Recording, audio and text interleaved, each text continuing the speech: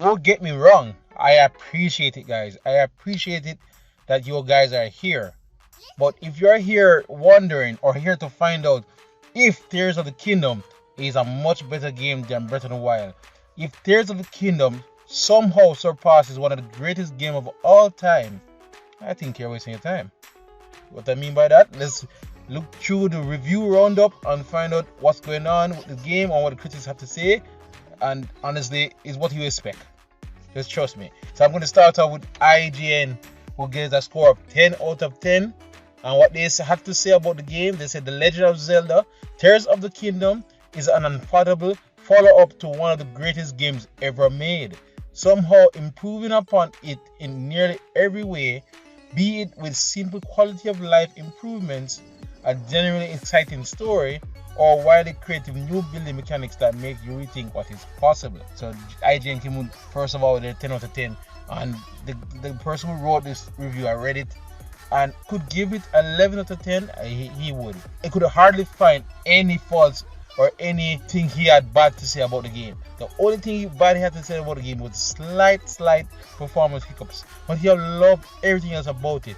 Immediately he tells us the dungeons in the game was one of the best parts of the game. But what surprised me personally is how much he adores the story. According to him, the story is actually one of the best parts of the game. I never expect the story in Breath of the Wild was more the characters than the story that really grabs you. The characters were, I thought, the champions and their settings and everything was what really made the story good for me. But it wasn't that big of a deal towards the end. But I'm happy to hear the story be a bigger role here. I'm excited for that. Anyway, let's move on to Destructed, who, surprise, also gave it a 10 out of 10. And hear what they had to say. I loved nearly every minute of Tears of the Kingdom, from zooming up into the sky to spelunking into the depths. There's way more to explore here, and I feel like I haven't even scratched the surface outside of the main story and some side quests. But the real kicker that helps separate Tears from Breath of the Wild is the big swing power set. I felt like I was in control at all times and had the ability to create my own path. Alright, so what I loved about Breath of the Wild was the sheer freedom it gave you. It kind of gave you a sandbox tools and everything to tackle anything you want, but almost anything. And it seems the best thing about Tears of the Kingdom, it did that in a bigger way. You have a lot more stuff that your creative mind can do here to tackle anything in any way, and I love that. It makes me excited. Make my own spaceship, rocket powered boat, something. I can't wait. And that's what Destructed love to say about it. Anyway, moving on, GameSpot, who are the toughest critics, I keep saying it, they're the toughest critics in the game industry. They gave it a 10 out of 10. And what they have to say is that when I think of the Legend of Zelda series, I always thought about the mystic moments, pulling the Master Sword from the pedestal in A Link to the Past, walking with Windfish in Link's Awakening, the three major characters representing aspects of the Triverse in Ocarina of Time, and Tears of the Kingdom as a moment that matches every single one of those moments. And I felt that the scope and power of it is so strongly that I shared my own tears. Wow. Zelda over the years, I know how these guys feel. Zelda over the years is all about the key moments. Like every entry have was one moment where you're like, damn, you know, that moment that grips you. And that's one of the moments, like there's some visual aspects that you will live long in the memory. And to hear GameSpot saying that this game matches all of those together has been exciting. It makes you wonder what you're going to see. Anyway, moving on, Game Informer, they break the 10 out of 10 trend here. They gave it a 9.8 out of 10. Now, this is what they have to say. Getting rid of the runes from the first game and giving players new ones to use in exploring a familiar but undeniable new world is ingenious. Nearly every encounter, whether puzzle, traversal, or combat, must be reconsidered. It makes you think in new ways.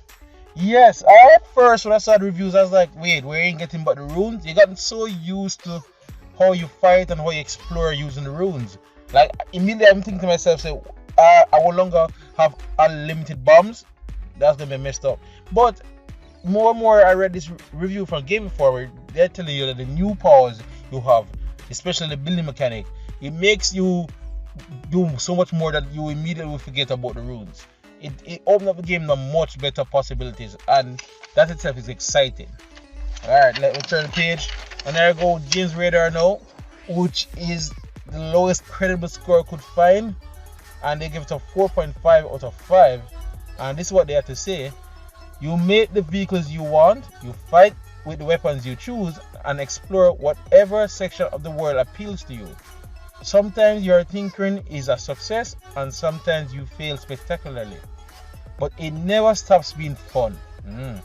Tears of the Kingdom sets a standard for immersive gameplay that most major games don't even try to achieve, let alone match. And guys, that is exactly how I felt about Breath of the Wild. When Breath of the Wild just came out, it was just all about the sheer creativity. The game is dependent on how fun it depends on your creativity. That's what makes Breath of the Wild special for me.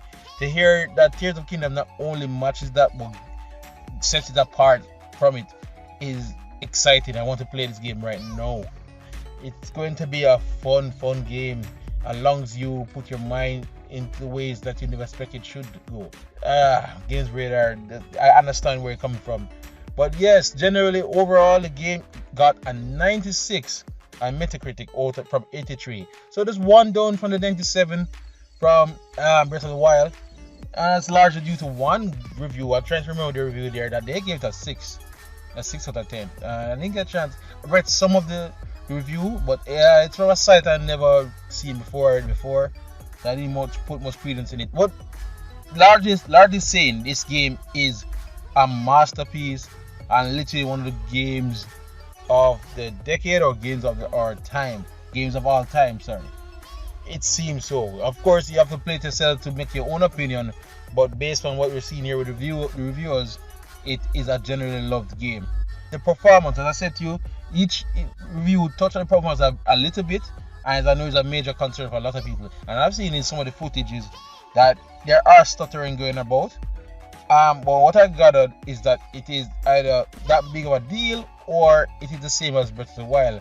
And yeah, apart from I think it was Korok Forest, I never really felt the frame rate being an issue to me.